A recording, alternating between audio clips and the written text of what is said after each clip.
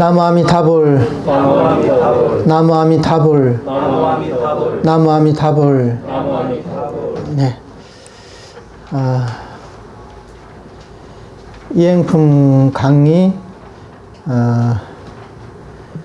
이제 세 번째 이행품의 요점 제시 이 부분을 이제 배워보도록 하겠습니다. 지난번 시간에 먼저 영수보살님에 대해서 이제 소개를 해드렸고, 그 다음에 이제 이행품에 대해서 이행품이 이제 어떻게 구성되어 있는지, 어느 위치에 있는지, 불교의 그 경론 중에 어느 위치에 있는지, 그 다음에 이행품 자체가 어떻게 구성되어 있는지 이 부분에 대해서 간략하게 말씀을 드렸습니다. 그 다음에 오늘은 그 이행품의 요점이 어떤 것인지 여기에 대해서 이제 또 공부를 하고 그 다음에 이제 원문으로 이제 들어가도록 하겠습니다. 사실 이제 강의라는 것은 직접 그 원문을 가지고 바로 이렇게 공부를 할 수도 있는데, 우리가 이렇게 사전에 이행품에 대해서 여러 각도로 이렇게 공부를 하고 원문으로 들어가면 그 원문의 그 의미를 파악하는데 훨씬 도움이 되거든요. 그래서 옛날에 그 천태종에서는 그 오중현이라고 해서 경문에 들어가기 전에 이제 5가지 각도에서 전체 그 경문의 요점에 대해서 이제 정리하고 공부하는 그 과정을 거치거든요. 그 다음에 화엄종에서는 또 이제 신문 현담이라고 있습니다. 그거는 또 이제 10가지 각도에서 이렇게 공부를 하는 겁니다. 이렇게 그래서 정말 이제 지혜가 뛰어나신 분들은 경문을 따로 공부하지 않아도 이미 그 전에 그 요점에 대해서 이미 다 파악을 하고 있기 때문에 오중현이나 신문현담만 딱 봐도 이제 그분의 실력이 이제 어떠한지, 경문에 대한 이해도가 어느 정도인지 그것을 다 이제 가늠할 수가 있었다고 합니다. 물론 뭐 우리로서는 이제 그런 지혜는 없겠죠. 하지만 이렇게 사전에 이행품에 대해서 미리 이렇게 공부를 하고 들어가면 훨씬 그 핵심을 파악하는데 이제 도움이 될 겁니다. 그래서 이제 이행품의 이제 요점에 대해서 이제 한번 보도록 하겠습니다. 자, 첫 번째 이행품의 과판이라고 했습니다.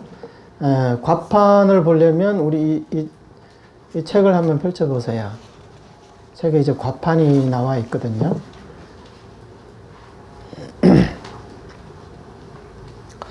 이행품의 과판인데,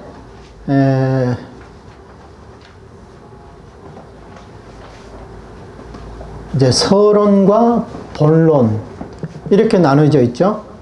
이행품에는 이 서론에서는, 서론이라는 것은 이제 경전이나 어떤 논서가 이제 전개되는 과정에서 이제 계기라고 할 수 있죠. 어떤 계기로 이 경전이 설해졌는지, 이 논서가 전개되었는지, 그런 것들에 대해서 이제 미리 언급을 하는 겁니다. 이제 서론에서 우리가 이제 보면 알 수 있듯 어려움을 들어 쉬운 것을 청함. 그 다음에 두 번째가 질문을 꾸짖고 설하기를 허락함. 이렇게 나와 있습니다. 그 다음에 이제 본론에 들어와서 원래 서설과 정설로 이렇게 나누는데, 우리말로는 이제 서론, 본론 이렇게 하는 게 이제 편할 것 같아서 이렇게 번역을 한 겁니다. 첫 번째는 이제 총체적으로 두 길로 판석함. 이렇게 되어 있고, 두 번째는 그 다음에 별도로 쉬운 행을 밝힘. 여기서 이제 별도라는 것도 이제 완전히 이제 딴 게 아니고, 이제 총체적으로, 두루뭉술하게 이 불교 전체를 어떻게 이제 판석하냐, 반석하냐, 그걸 이제 떠나서 다시 세부적으로 이제 또 이제 분류를 하는 거죠. 마치 이제 우리가 이제 나무를 이제 조각을 내서 어떤 뭐 조형물을 만든다거나 뭐 예술품을 만들려면 산속에서 나무를 이렇게 잘라올 때는 처음에는 그 도끼나 그 이제 톱으로 그냥 크게 이제 한 번에 이제 토막을 내버립니다. 예. 그러니까 원목 상태에서는 그때 어떤 뭐 그 조그만 칼을 가지고 그때부터 조각하는 게 아니거든요. 처음에는 이제 자른 다음에 그 다음에 이제 세부적으로 조금 이렇게 조각을 해 나가야 되거든요.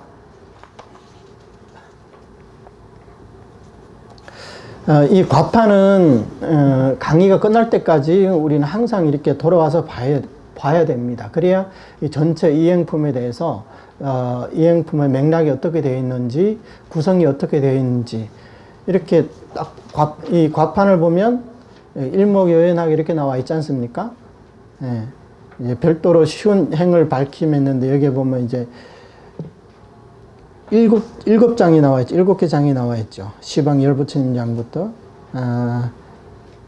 이제 제대보살장이거든요. 그 다음에 그 뒤에 보면 이제 시방 한부처님 장, 이걸 또 이제 미타장이라고도 그러거든요.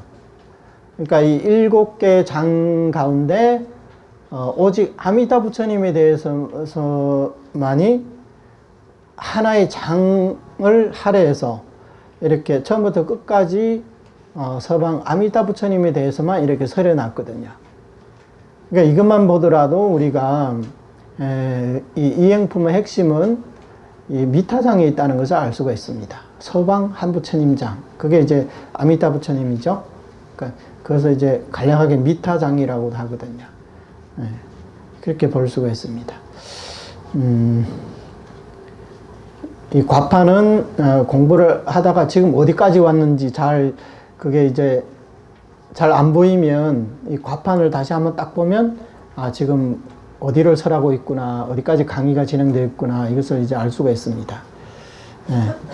그래서 이 과판을 보면 이 과판에 있는 이 제목, 소제목 이런 것들도, 소제목이라는 것은 그 소제목 아래에 있는 그 본문의 내용의 그 핵심 줄거리라고 할 수가 있거든요. 그래서 이 제목만 딱 봐도 이 장에서는 뭘 설하고 있다, 이제 대충 이제 알 수가 있거든요.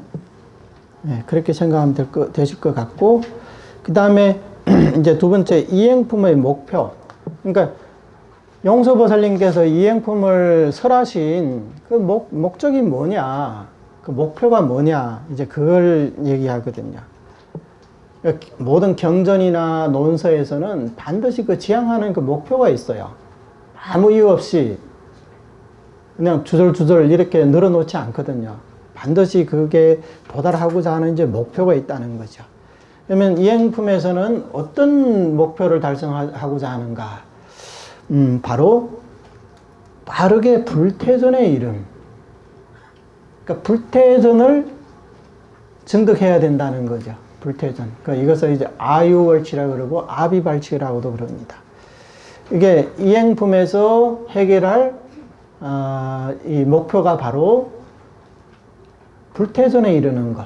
어떻게 하면 그것도 그냥 이루는 게 빠르게 불퇴전에 이룰 수 있어야 된다는 거죠. 그래서 이행품에서는 이 목표를 해결해 주고 있습니다. 그러면 이 빠르게 불퇴전에 이룰 수 있는 방법이 무엇이냐? 공경심으로 명호를 부른 칭명을 하는 겁니다. 이런 부분은 나중에 이제 원문에 들어가서 이제 또 자세하게 좀 이제 말씀을 드릴 겁니다. 일단은 이제 요점에 대해서 간략하게 제시를 하는 거기 때문에 이런 요점을 딱 알고 이제 원문에 들어가면 이해하는데 이제 훨씬 이제 수월하겠죠. 그래서 이제 이행품의 핵심은 뭐냐? 이행품의 핵심은 바로 미타장에 있다. 서방 한부처님 장에 있다. 비록 7장을 설했지만 그래도 그게 용수보살님께서 두드러지게 이제 드러내고자 하는 그 핵심은 바로 미타장에 있다는 거예요. 그 다음에 이행품의 교판이 있습니다. 교판. 난이 이도판과 보는 취의 문이라고. 보는 취의 문이라고 있습니다.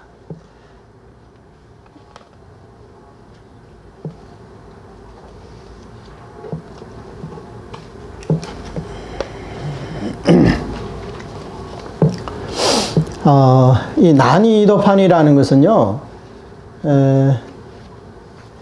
난이도판이라는 것은 전체 불교에 대한 교판입니다. 전체 불교에 대한 교판. 그러니까 부처님께서 일생 동안에 그 방대한 양의 설법을 하셨는데, 그 설법들을 이제 분류를 해야 우리 중생들이 쉽게 접근을 할 수가 있다는 거죠. 우리 앞에 팔만대장경을 딱 갖다 놓고 본인이 알아서 수행하라 하면 평생 그걸 다 읽을 수 있을는지는 모르겠고, 읽더라도 무슨 내용인지 이해도 못할 것이고, 이해를 했다 하더라도 그 방법대로 또 수행을 할 수 있을지, 이제 그것도 이제 미지수란 말이죠.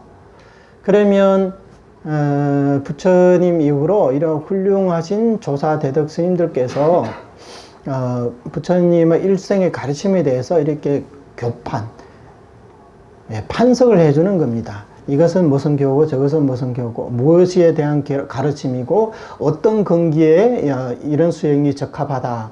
이제 그런 전체적인 이제 판석을 해주시는 거죠. 그 다음에 이제 보는 취의문이라고 있어요. 보는 취의문이라는 것은, 이 본원은 아미타 부처님의 그 제18원을 얘기합니다. 이 원문에 들어가면 특히 그 미타장에 이르러서 영초보살님께서 처음에 하시는 말씀이 그겁니다. 아미타 부처님의 본원은 이러하다. 그리고 이제 만약 사람이 나를 염하여 칙명을 하며 스스로 규명한다면 즉시 불퇴전에 들고 안역 따라 삼맥삼보리를 얻게 되리라. 이렇게 말씀하셨거든요. 근데 우리가 이 말씀에 대해서 아미타 부처님의 48대원과 비교를 해봤을 때 이 말씀에 해당하는 그 번호는 오직 제18원밖에 없다는 거예요. 근데 영서보살님은 그 48원 가운데 그 제18원의 원문을 그대로 인용하지 않고 그 뜻을 취해서 이제 본원을 이제 따로 이제 해석을 하신 거죠. 그래서 그것을 본원 취의 문이라고 그럽니다. 본원 취의 문이라고 이렇게 표현을 하는 겁니다.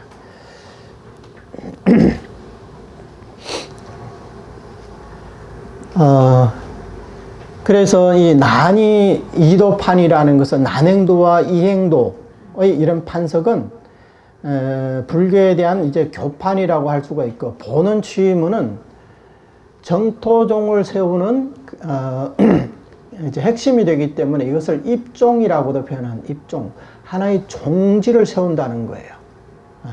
그래서 오늘날 우리가 지금 이제 공부하고 있는 정토종이라고 했을 때 이 정토종의 그 근원, 그 원류가 어디에 있냐? 바로 이 이행품에 있다는 거예요. 그래서 이 난이도판과 보는 취문은 우리가 이 정토종을 이제 공부하는 데 있어서 가장 기초적이기도 하고 또 이제 원초적이기도 하고 또 이제 가장 핵심이라고 이렇게 말할 수도 있습니다. 왜냐하면 용서보살님의 이 난이 이도판이 없었다면 그 뒤로 우리 그 담난대사님의 자력과 타력에 대한 분판도 나올 수가 없을 거고, 그게 없었다면 도닥대사님의 성도문과 정토문이라는 또 이런 교판도 나올 수가 없었을 겁니다. 그렇게 되면 당연히 선도대사님의 이 광경사첩서도 이제 나올 수가 없는 거죠. 그래서 이런 교리들은 용수보살님이 이제 현시가 돼서 이렇게 대대로 전승해 나가는 그런 과정 속에서 오늘날의 이 정토종을 우리가 공부할 수 있었던 겁니다. 그렇기 때문에 이 이행품의 이 난이도판과 본원 취임은 특히 우리 정토종 행자들에게 있어서는 그야말로 가장 중요한 그런 핵심이라고 이렇게 말할 수가 있습니다. 그리고 이제 그 전에는 이행품의 목표를 얘기했었죠. 이행품의 목표는 빠르게 불퇴전에 이르는 것이다. 그래서 이제 이 목표에 이르려면 이제 공경심으로 이제 칭명을 해야 된다. 이렇게 얘기를 했죠. 근데 그러면 이행품을 지은 또 목적은 뭐냐? 목표와 목적은 좀 다릅니다. 그러니까 용수보살님이 이 이행품을 지은 목적이 뭐냐? 우리들에게 어려운 것을 버리고 쉬운 것을 고르라는 겁니다. 어려운 길이 있고 쉬운 길이 있다면 우리는 당연히 쉬운 길을 선택해야 될 겁니다. 난행도는 너무나 어렵고 또 우리의 근기로서는 실천할 수가 없거든요. 근데 실천할 수를 없는 그것을 꼭 붙들고 거기서 이제 허송세월만 이렇게 보내기보다는 당연히 이행도를 선택해가지고 일생 동안에 빠르게 불퇴전에 아유월치에 이르는 게 훨씬 현명한 선택이죠. 그래서 이제 어려운 것을 버리고 쉬운 것을 선택하려면 어떻게 해야 되냐? 바로 자력을 버리고 완전히 타르게 이제 규명해야 된다는 거예요. 난행도가 왜 어렵냐? 자력으로 해야 되기 때문에 어려운 겁니다. 그 이유가 그게 있거든요.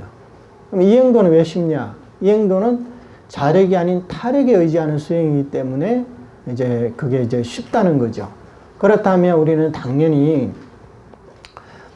이행도를 선택한 이상 자력을 버리고 완전히 타력에 이제 규명을 해야 되는 거죠. 그게 바로 우리가 아미타 부처님의 구제를 믿고 받아들이는 것으로 이제 시작돼야 되는 겁니다. 그래서 자력을 버리고 타력에 규명하는 것은 성도를 버리고 정토에 이제 규명하는 것입니다. 성도문을 버리고 이제 정토문에 이제 귀의하는 거죠.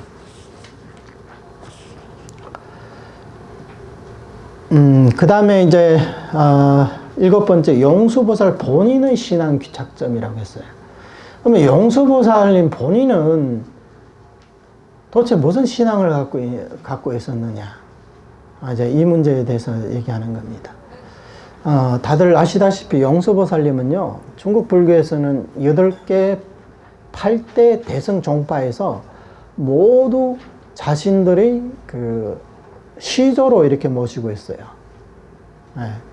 그래서 8종 공조라고 합니다. 8종 공조. 그 8개 종파에서 공통으로 조사로 이렇게 모시고 있다는 거죠. 그래서 각 종파마다 그 용수보살 본인의 신앙 귀착점이 어디냐 하면 우리 종파입니다. 아마 다 그렇게 얘기할 겁니다. 왜냐하면 다 그 근거는 있거든요. 그렇기 때문에 당연히 이제 그렇게 얘기를 하시겠죠. 그런데 우리 정토종의 입장에서 그리고 또 우리의 이행품의 그 입장에서 이제 바라본다면 이 용수보살님은 아미타 부처님의 본원 구제를 신앙하고 있다는 겁니다. 바로 이제 정토 신앙을 하고 있다는 거죠. 자, 이 경전에 우리 이 책에 보면요,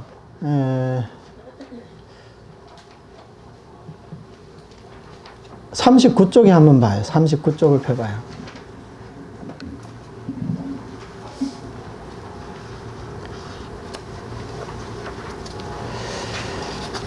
그 네 번째 개송. 사람이 한량없는 힘과 공덕을 갖춘 이 부처님을 염할 수 있다면 즉시 필정지에 들어가리니 그런 까닭에 나도 항상 부르나이다.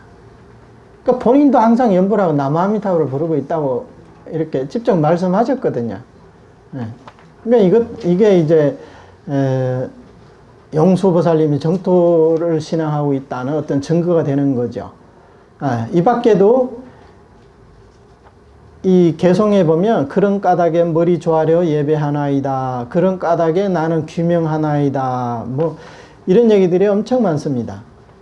그러니까 그만큼 본인의 신앙이 여기에 있다는 것을 지금 이제 증명을 하고 있는 거죠.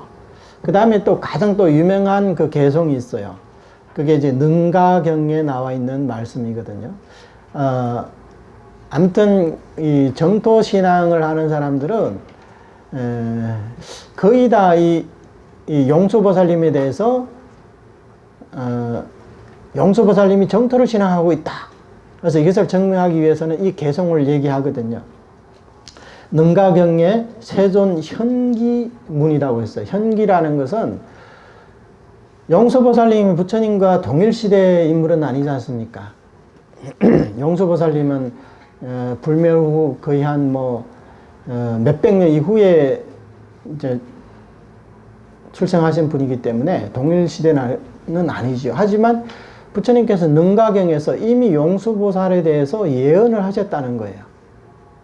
그러니까 훨씬 이전에 나중에 세상에 누가 어떤 사람이 오고 그 사람이 뭘 할 것이다 라는 그런 이제 예언을 하셨다는 거. 그리고 이제 수기를 해주는 그 대목이 있습니다. 그래서 이것을 현기라고 이렇게 표현을 합니다. 남천축국에 대덕비구가 있는데 이름은 용수보살이고 유무의 견해를 꿰뚫을 수 있으니 사람들을 위해 나의 성인 대성무상법을 설하며 환희지를 증득하고 안락국에 왕생하리라. 이런 개송이 있거든요. 이 능가경에 나와 있는 말씀인데 이 용수보살님이 그 남인도 사람이라고 합니다. 그래서 옛날에는 천축국이라고 이렇게 표현을 했거든요. 그래서 남천축국에 대덕비구가 있다. 그 비구의 이름이 뭐냐? 바로 용수보살이라는 거예요. 이 용수보살은 유무에 대한 견해를 깨뜨릴 수 있다. 유무의 견해라는 것은 단견과 상견이라는 치우친 양변을 떠날 수 있다는 거죠. 그래서 중도, 단견과 상견을 떠난 중도 실상을 깨달을 수 있다는 거죠. 그게 바로 이제 공성의 이치입니다. 용수보살님 이전에는 이 공성에 대한 해석이 제각각이어서 분명하지가 않았습니다. 중국 불교에서도 이 용수보살님의 이 가르침이 중국에 전해지기 전에 그 시대를 우리는 흔히 격의불교 시대라 그러죠. 그러니까 부처님이 말씀하시는 이 그런 이제 반야사상, 공사상에 상응하는 그런 그 용어들이 중국에는 거의 없었단 말이죠. 그래서 공, 열반 뭐 이렇게 하면 도교에서 말하는 무의, 자연 할 때 무인이 뭐 자연이니 뭐 이런 식으로 이렇게 무극이니 이런 식으로 많이 이렇게 해석을 했거든요. 그러다 보니까 이 공성에 대한 반야에 대한 그 정확한 의미를 파악하는 데는 엄청난 어려움이 있었죠. 그러다가 구마라집 스님이 이제 중국에 와서 역경 사업을 하시면서 주로 이 용수보살님의 이 논서들을 많이 번역을 했습니다. 이 이행품도 마찬가지고, 이행품도 그러니까 십주비바사론을 이제 번역하시고, 뭐 보리자량론이라든가 중론, 우리가 알고 있는 이런 중론이라든가 반야부와 관련된 그런 많은 그런 경전들을 이제 번역하게 됐습니다. 이 공이라는 단어도요, 구마라지 스님 때부터 생겨났어요.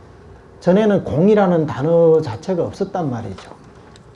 공이라고 하면 그냥 일반 우리가 말하는 텅 비어서 아무것도 없다? 예. 공이라는 말은 있었죠. 하지만 이런 그 반야 사상에 있어서 그 핵심인 공사상에 대해서는 그 의미를 정확하게 표현하는 그런 단어가 없었다는 겁니다. 그래서 중국 불교에서도 구마라주 스님께서 이 용수보살님의 이 공사상에 대한 저서들을 번역하고 나서 그 다음에서야 이제 많은 분들이 쉽고 또 빠르게 이 공사상에 이제 접근을 할 수가 있었던 겁니다. 그렇기 때문에 이 용수보살님이 아니었다면 아마 오늘날의 이런 우리 이런 불교 이런 국민이 없었을 겁니다. 지금 우리가 이런 그 중론이라든가 이런 반야부에 대한 그런 이제 실상의 이치, 공성의 이치에 대해서 공부할 수 있었던 것도 바로 이 용수보살님의 그런 견해 때문인데, 그게 아니었으면 물론 지금도 그런 사상이 존재하기는 하거든요. 뭐 참난이, 뭐 본래 면목, 뭐 주인공, 뭐 이런 선종에서 많이들 얘기를 하지 않습니까? 그래서 이런 사상들을 해석할 때 이제 제가 봤을 때는 거의 한 이제 두 가지 극단이 있는 것 같아요. 하나는 이제 불성 자체를 이제 실체화시켜서 우리 몸속에 불성이라는 놈이 있다. 그래서 그 놈을 찾으면 된다. 그러니까 어딘가에 이제 숨겨져 있는데 지금 찾지를 못할 뿐이라는 거예요. 그래서 이 불성, 참나 여기에 대해서 이렇게 해석하는 얘기를 들어보면 거의 다 이것을 하나의 어떤 실체화를 시켜가지고 내 몸에 본래 있는 거기 때문에 이걸 찾아야 된다. 단지 하나의 대상으로 삼아서 이것을 찾아야 된다. 이렇게 말한다는 거예요. 근데 그런 사상은 외도의 사상에 가깝다는 거예요. 그러니까 흔히 말하는 이제 아트만이 이제 나를 말하는 거거든요. 고정된 어떤 실체가 있다. 그래서 참선도 옛날에는 이제 눈박은 선지식들이 많기 때문에 이런 잘못된 생각을 가지면 바로바로 이제 지적을 해주지만, 요즘에는 이제 선을 하는 사람들이 대부분 이제 교학을 이제 좀 우습게 여기고 이제 무시하는 경향이 있기 때문에 처음부터 그냥 이 화두를 들어가지고 한번 깨달으면 다 끝인데 굳이 뭐하러 그 머리 아프게 그 뭐 무슨 유식이니 중간이니 하면서 그런 어렵게 그런 공부를 할 필요가 뭐가 있냐. 근데 그분들 하는 얘기를 잘 들어보면 거의 다 이 불성을 실체화를 시키는 사람들이 많거든요. 근데 그렇게 해석하면 설사 본인이 스스로 이제 나는 깨달았다고 주장할지라도 그것은 이제 외도 사상이 되는 거예요. 그 다음에 또 이제 한 부류는 어떻게 얘기하냐면, 불성이라는 것은 어떤 실체가 있는 게 아니고 성불의 가능성을 말한다. 이렇게 이제 주장하는 분들도 계시더라고요. 그러니까 가능성을 말한다. 불성이라는 성불의 가능성을 말한다. 오히려 또 이제 이런 주장에 또 이제 호응하시는 분들도 많더라고요. 근데 가능성이라는 것은 물론 이제 가능성은 누구나 다 갖고 있다. 그렇기 때문에 모든 사람이 다 불성을 갖고 있다. 뭐 이렇게 해석하면 뭐 해석이 되겠지만, 그러면 많은 대전경전에서 중생이 본래 부처다 했을 때 그러면 그것을 가능성만 가지고 해석할 수 있을까요? 가능성이라는 것은 부처가 될 수도 있고 못 될 수도 있다는 얘기 아니에요? 그렇잖아요. 가능성이라는 그런 거잖아요. 그러니까 그것은 이제 불성에 대해서 이제 잘 모르고 하는 소리죠. 아무래도. 그러면 이제 저는 아냐. 저도 모릅니다, 사실은. 저도 모릅니다. 하지만 그동안 이제 공부한 이제 교화계에서 말한다면 불성이라는 것은 사실 일종의 이제 공성을 말하는 거거든요. 그러면 공성이라는 건 실체가 있느냐? 공성이라는 건 하나의 개념에 불과합니다. 우리가 표현을 할 길이 없기 때문에 공성이다, 법성이다, 뭐 불성이다 이렇게 이름만 붙였지 실제로는 있는 게 아니라는 거예요. 실제로 어떤 실체가 있는 게 아니라. 그렇다고 해가지고는 불성이 없다고 할 수 있느냐? 없다고 할 수도 없어요. 그러니까 용수보살님이 유무에 대한 그런 집착을 깨뜨렸듯이 없다 하면 이제 단견이 되는 거거든요. 완전히 없다. 여기에도 이제 단견에 치우치도 안 되고, 그러면 불성은 항상하다. 항상하다 했을 때는 어떤 실체가 있는데 그 실체가 영원하다. 그런 뜻이 된단 말이에요. 그럼 이거는 이제 상견이 되는 거죠. 그러면 그 상견도 우리가 이제 타파해야 될 견해라는 겁니다. 근데 이 공성이라는 것은 만법의 근원, 본 바탕을 얘기하는 거기 때문에 이것을 가지고 있다 없다로 표현하기란 참 어렵습니다. 다만 이제 중생들의 이해를 돕기 위해서 모든 중생에게 불성이 있다 이렇게 표현할 수도 있고, 만법에 본래 자성이 없다라고 이렇게 표현도 할 수가 있습니다. 하지만 있다 없다 이런 표현들은 집착을 하지 않는 사람들에게는 이게 보약이 될 수 있겠지만, 집착을 하는 사람들은 또 이제 양극단에 빠지기 때문에 이게 또 독약이 될 수가 있다는 겁니다. 뭐 여기에 대한 얘기는 뭐 길게 할 필요는 없을 것 같습니다.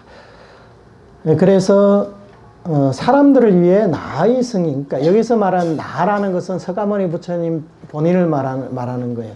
대승무상법을 이제 설한다.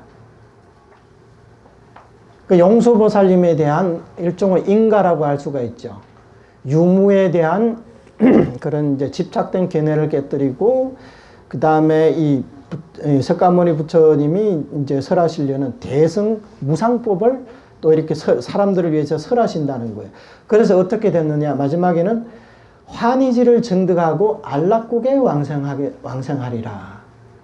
환희지라는 건 초지를 말하거든. 초지보살. 초지보살은 이미 법신을 증득한 보살이거든요. 그 환희지를 증득해서 안락국에 왕생하게 된다. 그러면 이로써 우리는 용수보살님은 평소에도 본인은 나무아미타불을 항상 부른다고 했고, 임종할 때는 환희지를 증득해서 또 극락세계 왕생한다고 했거든요. 그러니까 이로써 본다면 이 용수보살님의 그 본인의 신앙이 뭐겠어요? 당연히 이제 정토신앙이라고 이렇게 볼 수가 있겠죠. 그래서 이행품에서는 현생의 불태전의 문제를 해결하려는 것이기 때문에 명확히 용수보살의 신앙적 기착점이 서방 극락세계에 왕생하는 것임을 이제 설명하고 있습니다. 이행품에서 봐요. 이행품에서는 바로 이제 불태전에 이르는 방법에 대해서 이제 얘기를 하지 않습니까? 근데 마치 용수보살님이 바로 이 불태전을 증득하고 극락세계 왕생했다는 겁니다.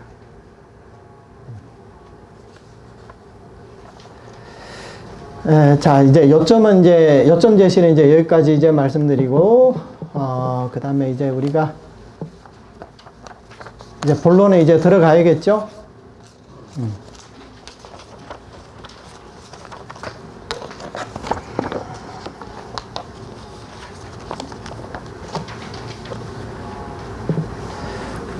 자, 여기에 지금 우리 이 프린트물 있잖아요. 여기에 뭐 이제 소제목 같은 게 있는데, 우리 이 책을 가지고 공부를 하면서 거기다가 적어야 됩니다. 지금 어디까지 지금 설했는지 그 부분에 이 부분을 이제 옮겨 적는 게 좋을 겁니다. 이제 공부하기 편하기 위해서. 자, 이제 8쪽을 펴보겠습니다. 이행품. 먼저 이행품에 대해서 이제 말씀드리자면, 이라는 게 뭐예요? 쉽다는 뜻이잖아요. 쉽다. 근데 이 쉽다에도 이제 여러 가지 이제 의미가 있거든요.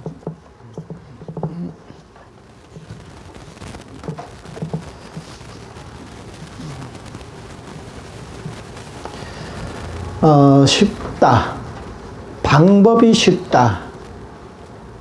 그래서 어렵지 않다. 이 법이 어렵지 않다. 사실 이 이라는 것은 뒤에 행에 대한 이제 일종의 수식어인데 그 행이 쉽다는 거예요.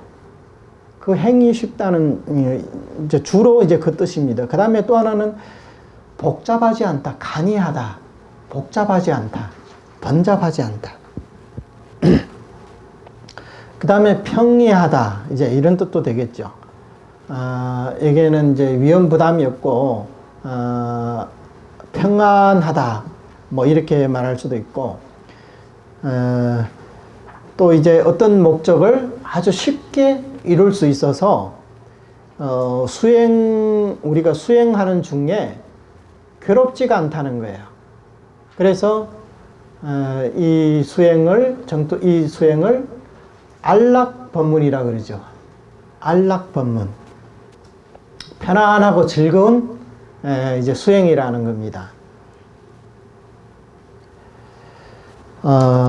그래서 이 이라는 것은 이제 주로 그 행에 대한 수식어로서 어떤 행이 쉽다 이런 뜻이 되고, 이행품 할 때 행이라는 것은 이 행은 특정한 한 가지 행을 얘기하고 있어요. 그 행이 뭐겠어요? 그렇죠? 칙명일행. 그러니까 이 이행품에서는 빠르게 불퇴전에 이르는 방법을 오직 한 가지 칙명으로 이렇게 설명을 하셨습니다. 그렇기 때문에 여기서 막 이행품 할 때 행이라는 것은 당연히 이 칙명이라는 이 한 가지 행을 말하는 거죠. 그런데 이 행이 쉽다는 겁니다. 쉽다는 거예요.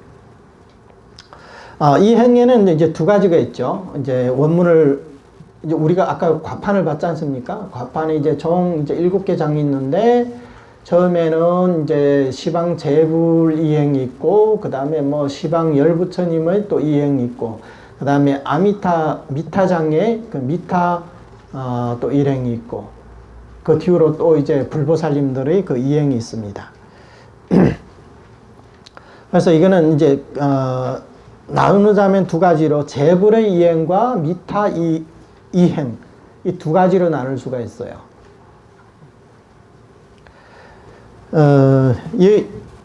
이 용수보살님께서 이 이행품의 내용을 이제 전개하시면서 이제 세 가지 이제 수법을 사용하셨어요.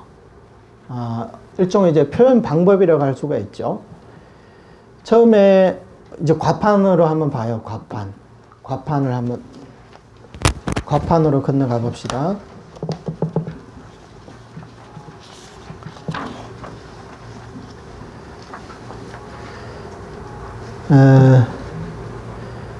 이제 여기 보면 처음에는 시방열부처님 장으로 시작하잖아요. 그 다음에 시방 모든부처님 장, 그 다음에 서방 한부처님 장 이렇게 시작합니다. 아까 말씀드렸지만 이행품의 핵심은 미타장에 있다고 했어요. 근데 미타장은 이 세 번째 장에 나와 있잖아요. 첫 번째는 이제 시방 열부처님 장, 시방 재불장 이렇게 나와 있는.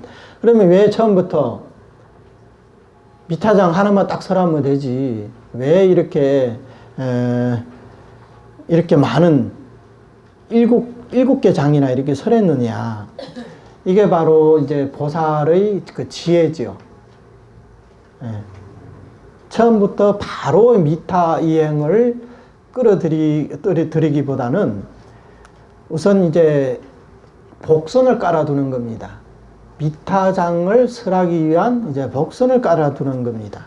그래서 처음에 이렇게 시방의 열부처님 장을 설하고, 그 다음에 시방 열부처님 장에서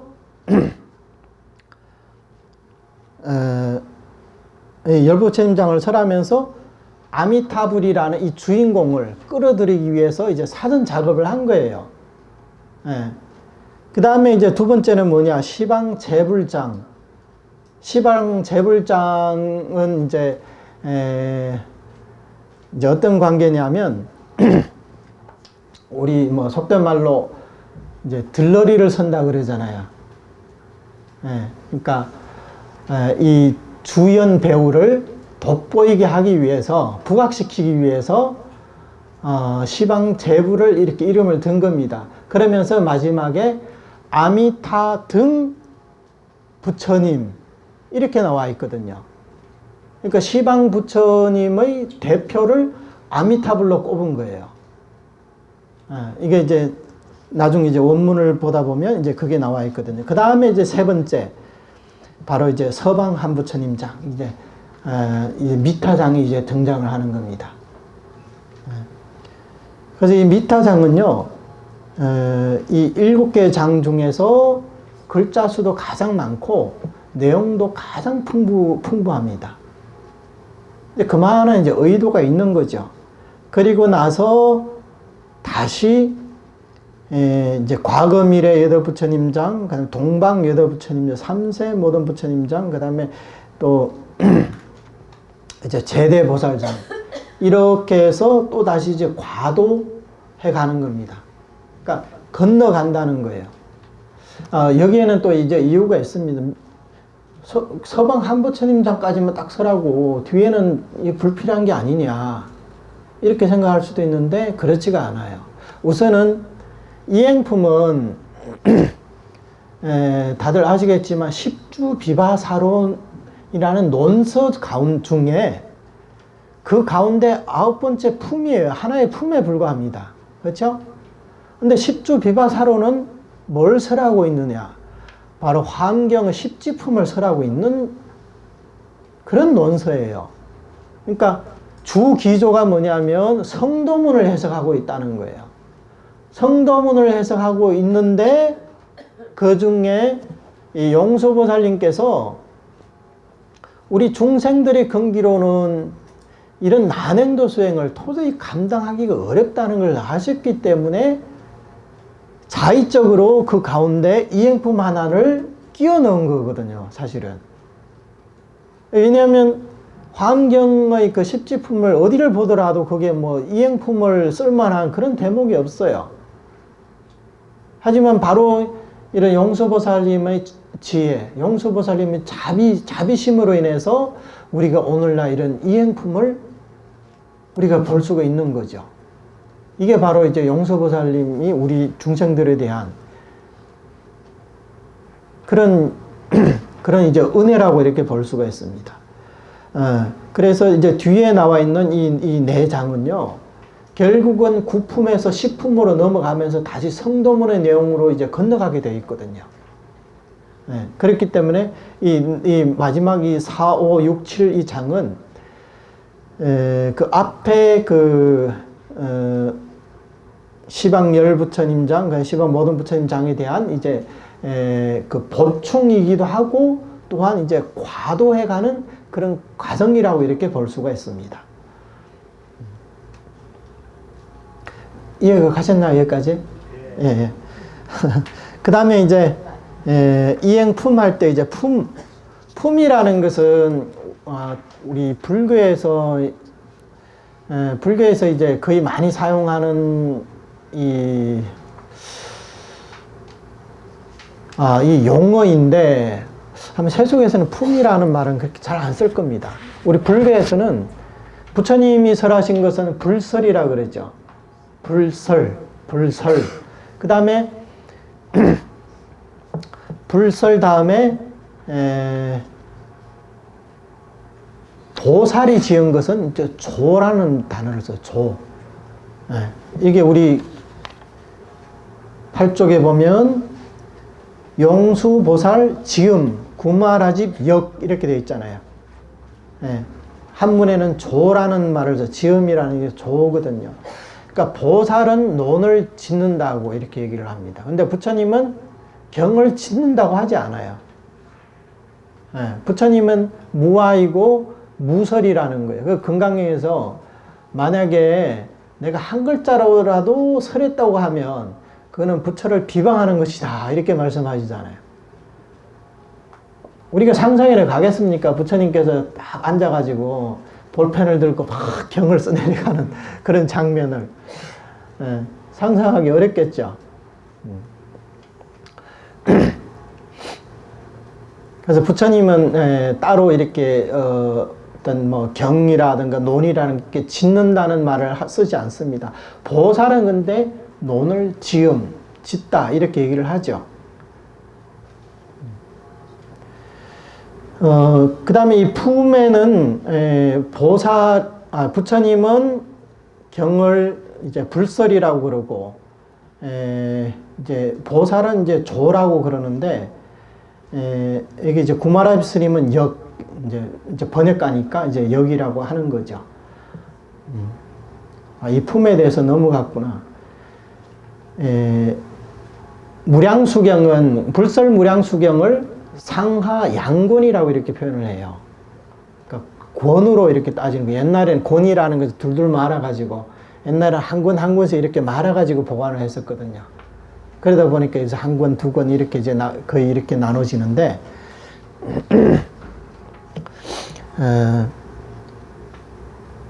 이 권이라 그러고 권 다음에는 뭐겠어요? 권 다음에는 그 다음에 이제 품이라고 이제 할 수가 있겠죠.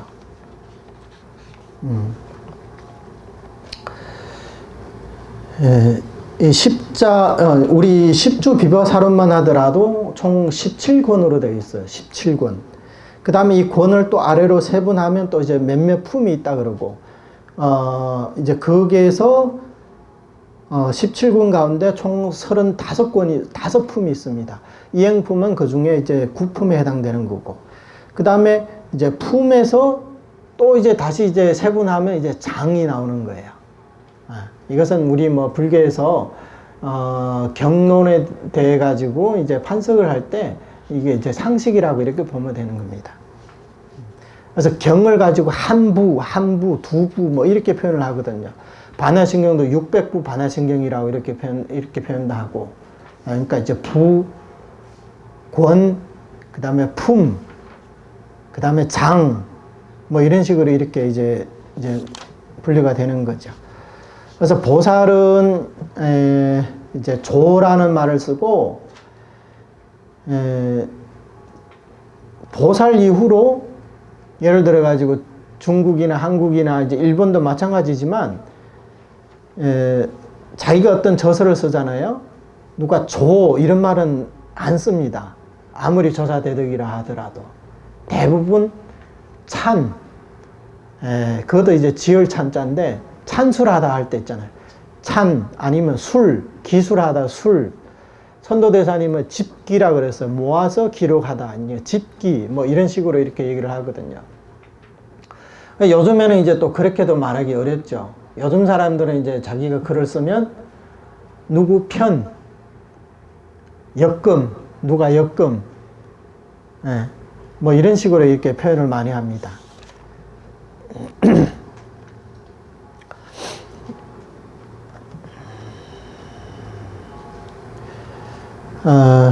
50분 됐으니까 10분 쉬고 또 시작하겠습니다.